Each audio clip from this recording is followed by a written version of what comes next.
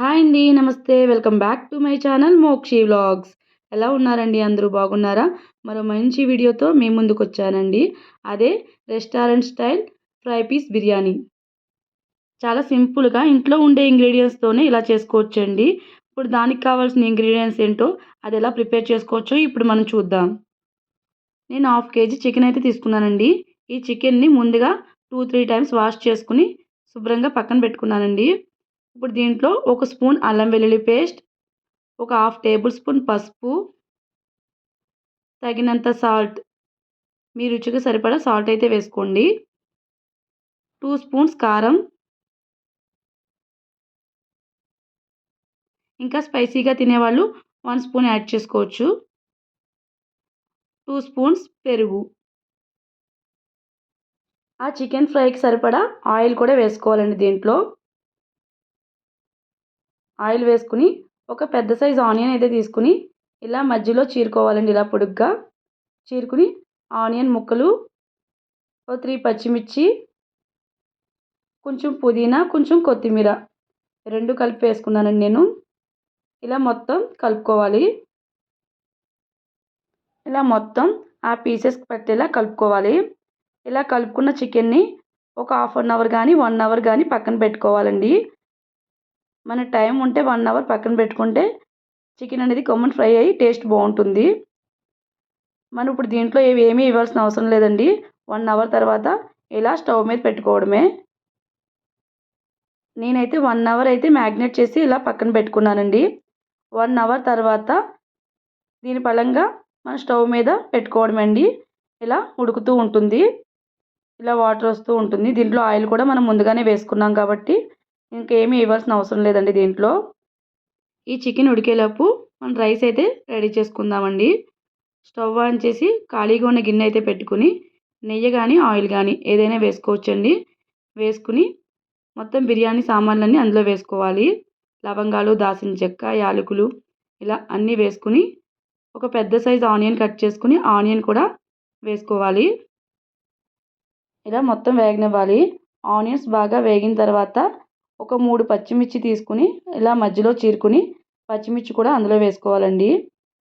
తర్వాత క్యారెట్ కూడా వేసుకుంటున్నాను నేను. క్యారెట్ వద్దనుకున్న వాళ్ళు స్కిప్ చేసేయచ్చు.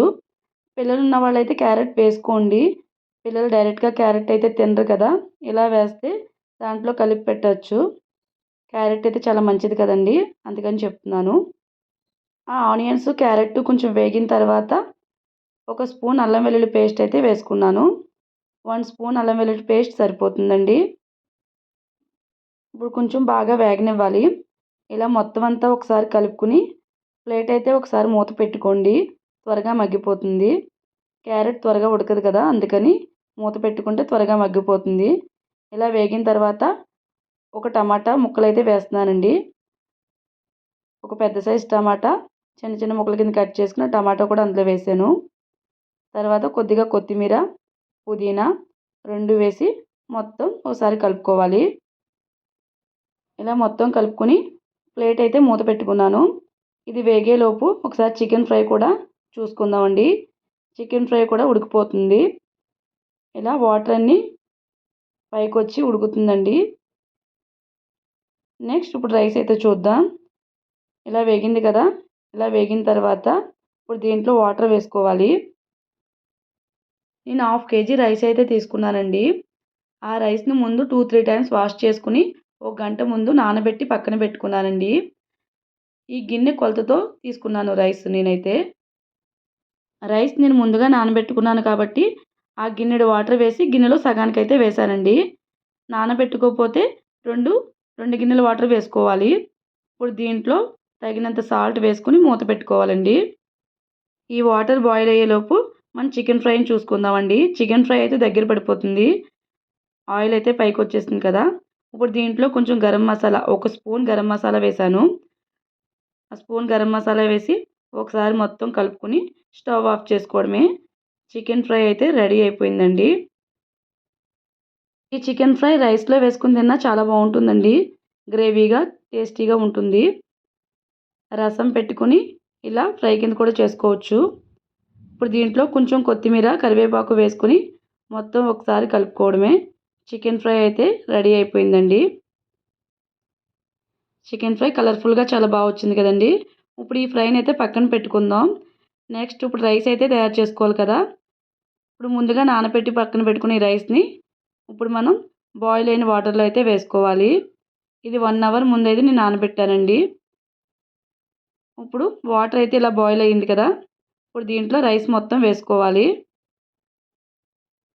ఆల్రెడీ నానబెట్టుకున్నాం కాబట్టి రైస్ త్వరగానే ఉడికిపోతుందండి.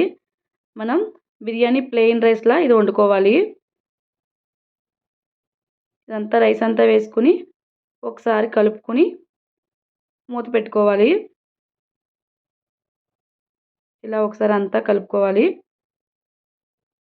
ఇలా కలుపుకొని మూత పెట్టుకుని కొంచెం ఉడకనివ్వాలండి. మంట మీడియం ఫ్లేమ్లో పెట్టుకుని ఉడకనివ్వాలి. ఒక 10 మినిట్స్ తర్వాత ఇలా మొత్తం రైస్ అయితే ఉడికిపోయిందండి. ఇలా అంతా ఒకసారి కలుపుకుని ఇలా సమానంగా చేసుకోవాలండి. ఇప్పుడు దీంట్లో పైన కొంచెం 2 స్పూన్స్ అయితే నెయ్యి వేసుకుంటున్నానండి నేను. 2 స్పూన్స్ నెయ్యి వేసుకోవాలి.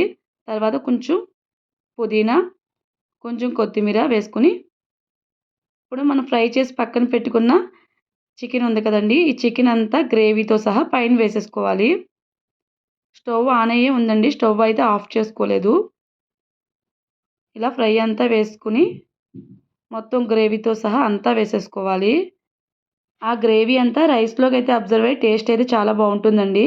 ఇలా మొత్తం అంతా సమానంగా వేసుకుని మూత పెట్టుకోవాలండి.